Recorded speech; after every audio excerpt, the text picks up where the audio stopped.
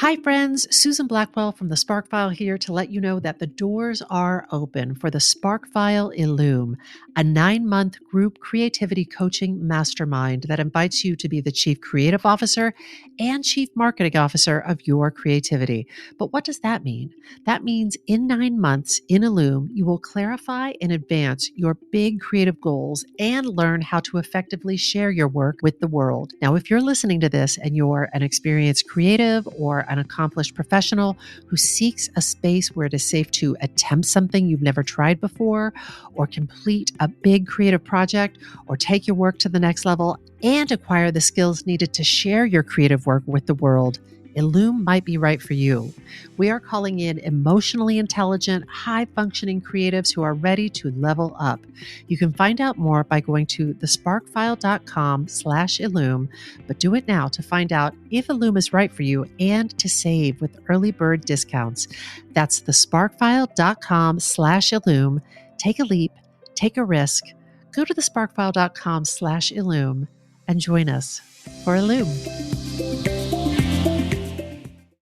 The SparkFile podcast may contain profanity and other adult content. Please use your discretion. When I bump into something that inspires me, I dump it in my spark file. Could be something that I want to make or how I want to be. I pump it in my spark file. I jump into my spark file. Let's open up the spark file. Welcome to the Spark File, your one-stop podcast for creative inspiration. I'm Laura Camion. I'm Susan Blackwell. If you're joining us for the first time, welcome. And you may be asking yourself, what exactly is a Spark File? Where do I get one? What do I file in it? These are good questions, and we've got answers. A Spark File is the place where you consistently collect all of your inspirations and fascinations. And if you're like us and you're making stuff all the time, you already know that sometimes the wellspring of inspiration can run a little dry. We're here to refill it. Yes, we are. And we are on the lookout for fresh ideas, images, and inspiration that spark our creativity and pique our curiosity, things that inspire us to get off our asses and make things like this podcast. Or a complex and layered cinematic portrayal of life. Or an award-winning documentary about the thing that scares you most. On today's Makersode, we're going to talk to somebody who sparks us. And that special someone is a filmmaker named Rodney Evans. Rodney Evans, welcome to the Spark File. Thank you for having me. Rodney, I cannot tell you from the moment I first met you how much I have wanted your face to be talking into that mic. Really? That's right. She's talked of nothing else. Pipe and smoke it. So excited. Laura and I, we just finished watching your most recent film because you are a prolific filmmaker. That's right. So we just finished watching your most recent film, Dude. It's incredible. It's called Vision Portraits. For the people that are listening, will you please tell us a little bit about it? Yeah. Vision Portraits is a film that chronicles the creative paths of 4 blind or visually impaired artists.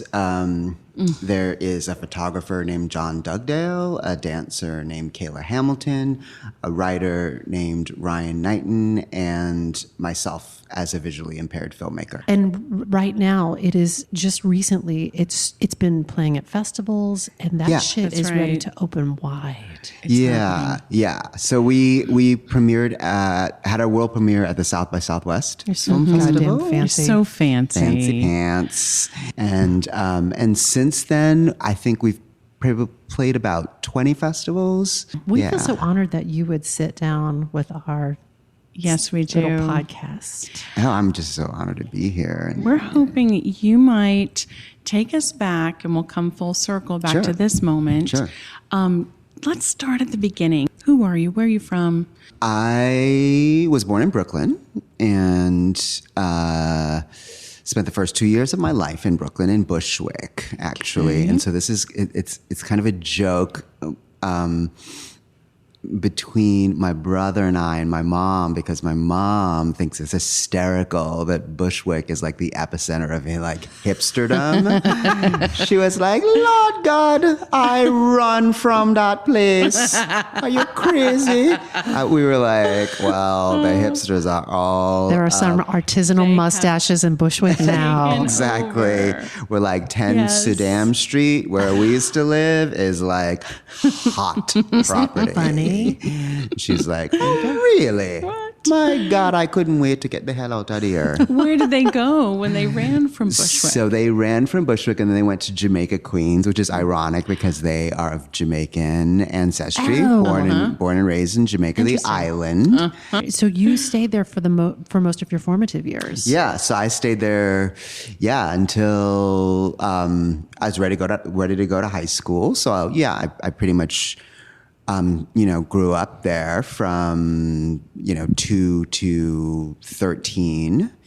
And, as I was saying, I grew up knowing that I was gay. And, Queens the place to be gay at that time? Queens is not the place to be gay. No, not the place to be gay at that time. No, but I knew that the East Village was. Mm-hmm. Yes. And so I figured out that there was this school called Stuyvesant High School that you could take the test for, and if you got in, you could go. And it was in the East Village, and I had this utopian idea that it would just be like a lot of like queer punks with green mohawks that were just radical. And did it live up to that? No.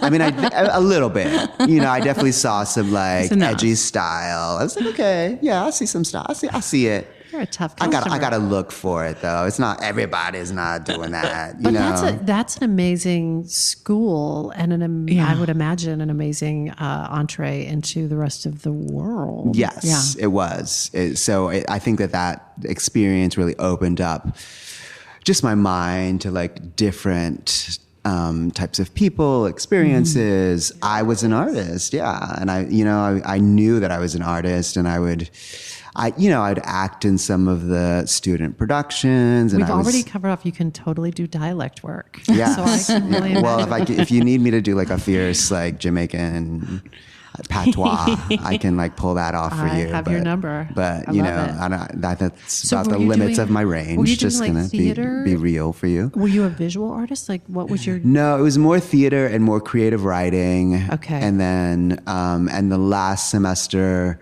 there, they let you do internships. I think because everyone kind of knows where they're going to college, and they just kind of drink beer in the park, and they're just like, instead of doing that, why don't you just go do an internship somewhere? Yeah.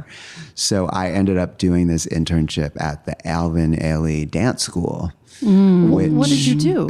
I just took classes, and I interned in the office. Are you a dancer too? Well,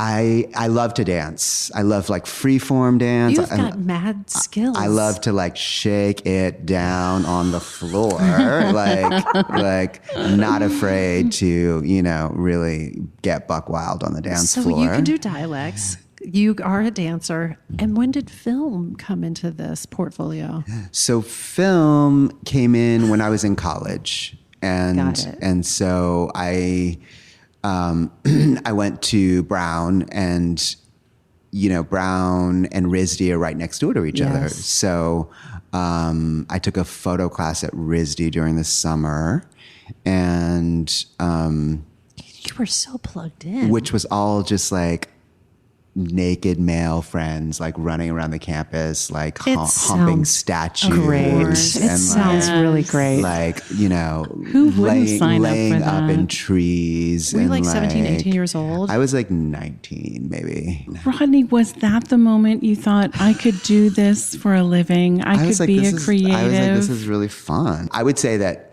when I started studying film under the mentorship of a great experimental filmmaker named Leslie Thornton, who is just a visionary and a profound mentor in my life.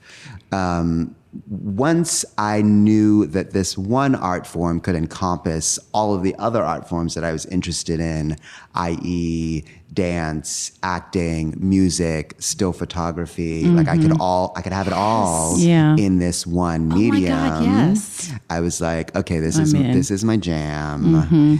And then once, back then we were shooting on celluloid, so you'd shoot your 2.5 minute roll and you'd send it away and it would come back and you weren't quite sure if you did everything technically right. And so, you'd project it and it just felt like magic, It's just like this light through celluloid projected onto the wall of something that you came out of your imagination and you brought it to life. Yeah. So ever since then, that's all I wanted to do. And they just kept being like, Foucault, Deleuze, Gayatri Spivak, like all of these theorists. And I was like, no, stop.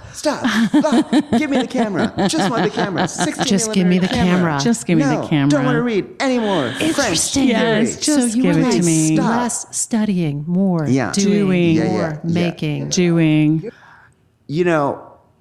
I have to say, at the time, I really resented it, but I think in retrospect, it actually was really helpful. There was purpose. It made me think about That makes sense the to me. repercussions of what I was making in the world. Yeah. Like, what kind of cultural resonance does this work have in the world? Is it necessary?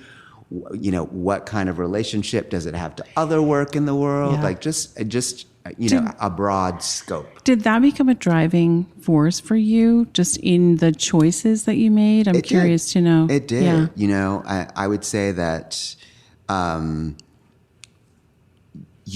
when I was presented with the Black gay experience on film, there were 2 films that I was shown, and it was Tongues Untied by Marlon Riggs and Looking for Langston by Isaac Julian. And they were like, that's the end of that canon. Whoa. It begins and ends there. And I was like, really?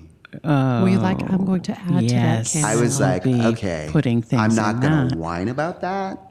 But I'm going to make some stuff. Yeah, I'm going to get proactive. You really And did, you have. too. Yeah. Yeah, You I was are like- doing You are it. not fucking around. Yeah, I was like, this is not a game. Like, Currently doing it. yeah, I actually need something that reflects some aspects of my experience. And if nobody else is going to do it, then game on. God, that's exciting. I think I speak for Camion and myself when I say probably. that is fucking the shit. That is it. That's it. If you're not, No one else is going to do it. write the play you want to see, write the book you want to read. Yeah, you have to. God damn it, I love Rodney, that. just curious, when you reflect back on your life, is there a demarcation, like a line of demarcation? Is there an event or a chapter of your life that you see clearly before this and after this? In terms of the work that I Life. do? Or Life, your creativity. I would say a big demarcating line for me was coming out within a Jamaican family that was, politically liberal, but culturally quite conservative. Interesting. And I don't know if they would think of themselves as culturally conservative, but, Jamaica is a very homophobic country. And so they, grew up there, came to this country with all of that baggage, all of those influences. So when I came out to them, it was real tumult in the house. How old? I was in my mid-20s. So mid-20s. So you had been at Brown. You'd been taking classes at RISD. You had been collaborating with people, photographing But you them had while they were known. You said peeing. you had known your I had whole known life. since I was like 4, Yeah. ever since I can remember. Yes. So you're keeping this Yeah, so secret. it's a little bit of like, this is the thing that nobody can know about me. So how did that event, that coming out, impact your creativity? Well, for me, so I decided I was going to make this film that dealt with that event and the repercussions of that event, and so It had already happened. Yes. Yeah, and so I was, but very recently, and so I was kind of processing it as I was making this film. I was invited to do this artist mentor workshop at a place called Film and Video Arts, RIP, like really, Pour a little out for Film and Video Arts. Really great, like media access, local community media center that just, are just few and far between these days. Yeah. And so they had this artist mentor program. And so I got into that program and I started making it. And I just came to this conclusion, and I was just like, I am never going to bullshit in film. I am going to always tell the truth in film. And if I'm going to bullshit in any other area of my life, like, whatever. But like, film is a place for me for truth telling. Wow. And I don't give a shit who can't handle it. And I'm going to do this for me. And so that film, it kind of, there's this sort of structural division between the past and the present. And so I deal with coming out within my family and mostly my relationship with my mom. And then there's also this present day relationship that I was within with this 21-year-old bi-curious guy, and so I'm sort of documenting that as it's disintegrating. Wow. And I just focused really hard on that, and it was this 24-minute piece, and ironically enough, it was the first film that started getting programmed at film festivals. The one that I was like in a vacuum, that I was like, I don't give a fuck. I am telling the truth. I do not care if one person sees this and likes it. I think that makes perfect sense. Absolutely. For me. And also makes sense why it resonated for people and why festivals wanted to share it to a wider audience. Yeah.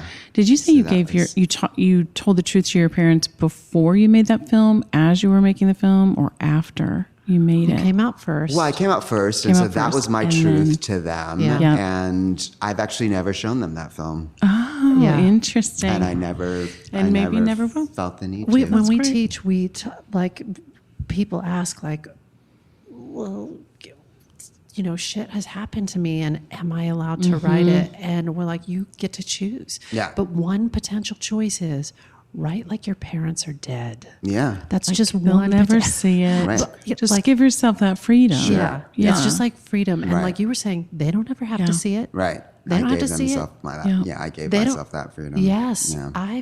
It's a gift. I love That's that. a gift. I wish everyone would give themselves that gift, just if nothing else, just to say, I will say that with I have permission. The caveat, though, that some people, I think, are in circumstances where if that they could be endangering themselves, and we want people to stay safe. But but I think sometimes we just keep ourselves from that self-expression because we think we're going to burst into flames, or the world is going to fall apart. It might hurt someone's feelings. Yeah, you have that sort of self-censoring mechanism in your head. It's like the parental voice in your head telling you. Or they might disagree or might disapprove of me. Exactly. You always want to please because that's how you were raised. I'm very I love hearing you say that. This was a real moment of creative truth. And I was like, fuck it, I'm making this. Yeah. And it doesn't mean your parents ever have to see it. Yeah. I love it so much. I was like, it's not for you. I love it. It's not for you. It wasn't made for you. It wasn't made for them. That's right. Yeah. Yes. So, Rodney, when you reflect on what you've created so far, what of all the things you've created, because I feel like you really have made a lot in your tender years, like, what are you most proud of all the things you've made? Ooh, I am gonna just not. I think I'm gonna take a pass. Ooh, You're not no favorite that children. Makes it so Yeah. mysterious. No favorite children. Yes. Is there any? They're all vital stories that I needed to tell at the Yeah. time. That makes sense to us. Yep. Will you? Okay, so you don't have to pick a favorite child, but maybe we can pick the movie that your most recent film, Vision Portraits. Can you tell us where the spark of that? And I think this will be. We've just seen the movie, so this may be obvious, but for people who haven't, where did the spark, the initial? I think I'm going to make a movie about this. Where did that come from for you? Well, I think it came from just this terror, this fear of not being able to continue the craft of filmmaking if my vision continued to deteriorate. And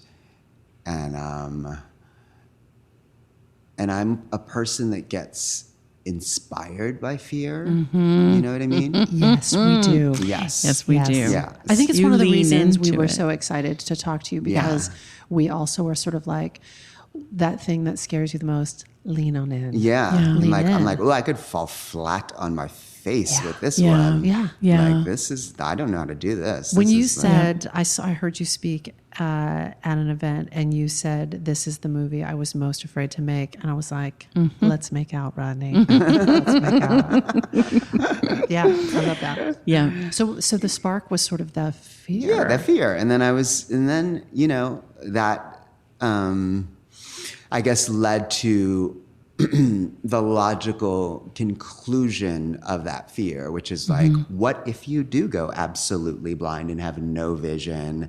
And how will you continue as an artist? You know, there are blind artists, right? Can we ask you where's your vision at now? So in the film, you were like at 10, 8, 9%. Right. And the way that in you each eye. Yeah. in each Yeah. eye. Yeah. And the way you describe it in the film is almost like, I'm gesturing with my hands, but it's almost as if you have blinders on Like a on the tunnel- side, tunnel but also vision. on the top. Yeah. Like a tunnel vision. Yeah. Or And like where's your vision at now? a horse with blinders Yeah. is Yeah. the metaphor that I use. It's very similar, the treatment, potential spoiler alert, but maybe not. I mean, some people ask afterwards. But the treatment that I did in Berlin did actually expand my peripheral vision. And so... It woke it up. Yeah. Yeah. And so... my retinal doctors in New York were definitely like, your peripheral vision is expanded. The signal between your optic nerve and your brain is a lot stronger. Fucking like A. whatever you did in Berlin, Wow. like good on you. Like, Great. 'cause That's great. we don't do that treatment here. Like, Sadly. we're not up on It was it. like, what did you say, a 10 or 11 day treatment? Yeah. I Yeah, that like- was a lot. We paused the film and I was like, that seems like it would be scary and boring. Yeah. Like But- scary and boring. Right. Scary and boring. Right. But I had my friend there who was filming. Yeah. And so Yeah. we would just have little adventures. A little fun in Berlin. We'd be like, we let's talked go. about that And you too. went to the movies. went You to went the to the movies. movies so much. Yeah. At the movies again. Yeah. We loved it. We're like, Yeah. your passion for movies literally comes through. Yeah. We're like, let's go see this Sally Potter movie. Let's go see this Ai Weiwei movie. You are awesome. You Yes. are so fucking classy. I want to ask you one more question about fear. You talked about the fear of losing your eyesight Yeah. and what that might do to you as an artist. Yeah. Did you have a specific fear about what if I tell this story? What if I put this on film? Were there fears around that too? Oh, yeah, yeah. What can you tell us about those? I mean, the fear is that just like nobody's going to hire a half-blind director, right? Right? It's just, We wondered, and I'm curious to know if you've ever gotten anyone this specific after we engaged in dialogue for a long time after the film. But I just wondered, like, do you encounter people who just imagine that it's absolutely impossible Yeah. to do this? Do you ever, are you ever confronted with that? No one would ever say that out loud because they know that it's against the law. Yeah, exactly. But you sense it. They could quietly talk among themselves in the room about the choice that they're going to make, and that could definitely be like thought of as a interested, though, strike against me. There's in something some though capacities. about to this Yeah. very point. There was something about you talk about it in the film. Your the vision that you have is kind of perfect for a filmmaker. Yeah. Because Same. it is just, you can compose shots and the rest of the world sort of falls away. Yeah. A lot of, you talk about when you're making film, there's a lot that you don't concern yourself with because it is outside of your line of vision. Yeah. Literally. And I was like, And it's not my job. Exactly, and it's which not is your great. job. So Like, was I don't need to be putting up like a 5K light to Yeah, make sure that's I right. write the scene. Like, and as long as I you wasn't can hired to do that. like That's see the right. monitor, compose the shot, and then safely make your way to and from the actors, Yeah. I was like, it's kind of perfect. And the idea that you're literally proving that concept wrong at every turn because you are making films Yeah. and you're making beautiful films Yeah. and you're making a lot of them. Right. I mean, Yeah. it's extraordinary. So we got excited, as you can tell. We get excited about it. Yeah, no, and I hope that that's the way that people see it. But then, you know, I also feel like there's this huge, you know, obvious or maybe not so obvious void in representation of disabled characters, right? That's There's right. like 1 in 4 people in this country identify with having a disability, and 0.2% of characters in film have a disability.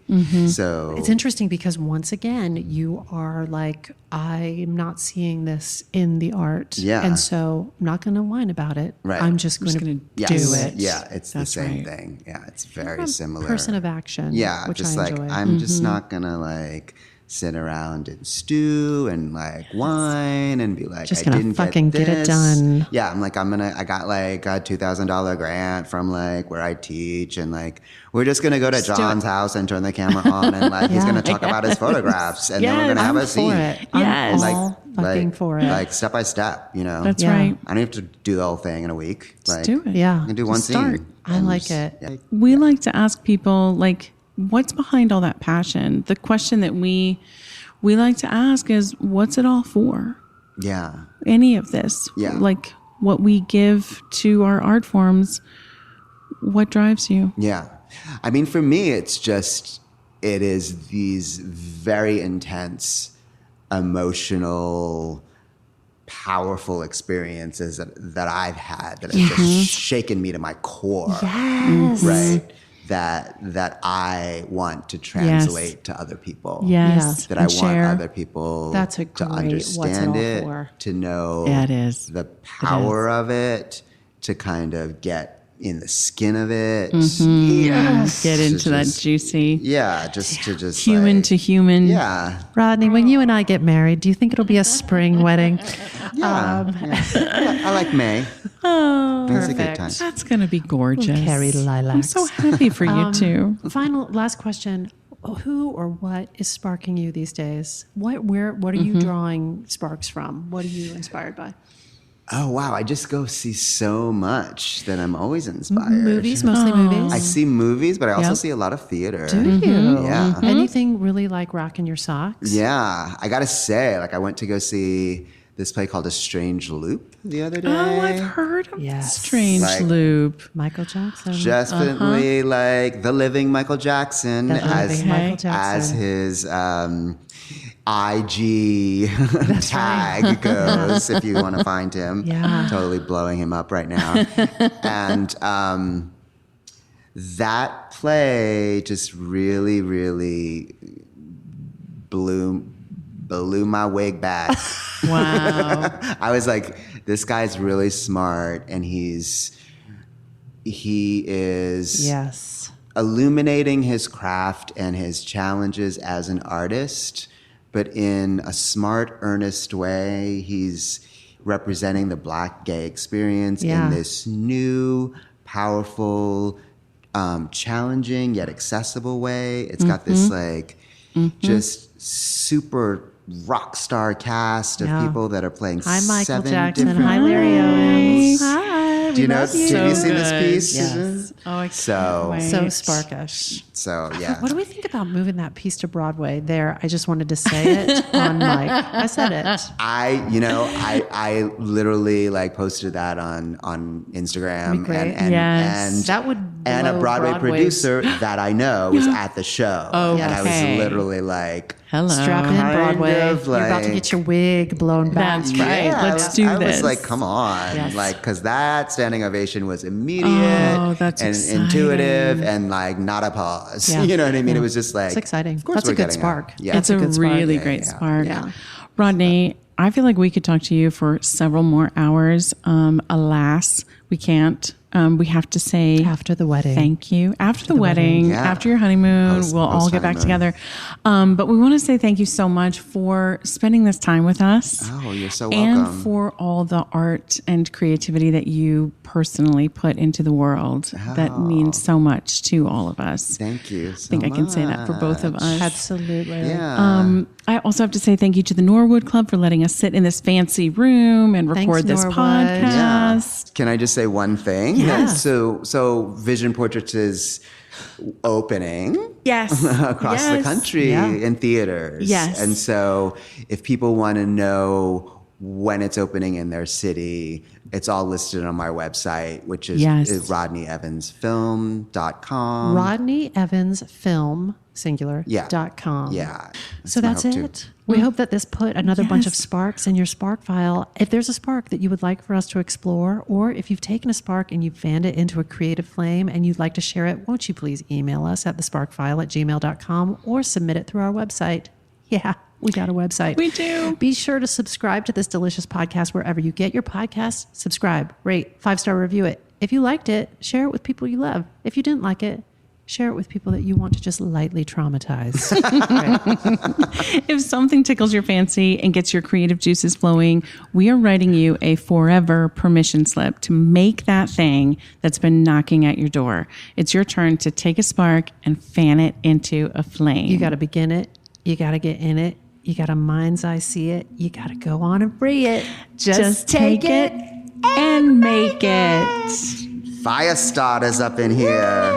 I love it. When I bump into something that inspires me, I dump it in my spark file. Could be something that I wanna make or how I wanna be. I pump it in my spark file. I jump into my spark file. Let's open up the spark file.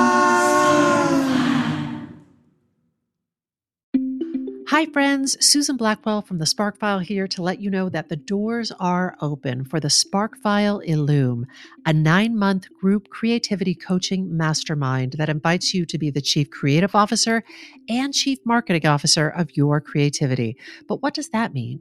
That means in 9 months in Illume, you will clarify and advance your big creative goals and learn how to effectively share your work with the world. Now, if you're listening to this and you're an experienced creative or an accomplished professional who seeks a space where it is safe to attempt something you've never tried before, or complete a big creative project, or take your work to the next level and acquire the skills needed to share your creative work with the world, Illume might be right for you. We are calling in emotionally intelligent, high-functioning creatives who are ready to level up. You can find out more by going to thesparkfile.com/Illume, but do it now to find out if Illume is right for you and to save with early bird discounts. That's thesparkfile.com/Illume. Take a leap, take a risk. Go to thesparkfile.com/Illume and join us for Illume.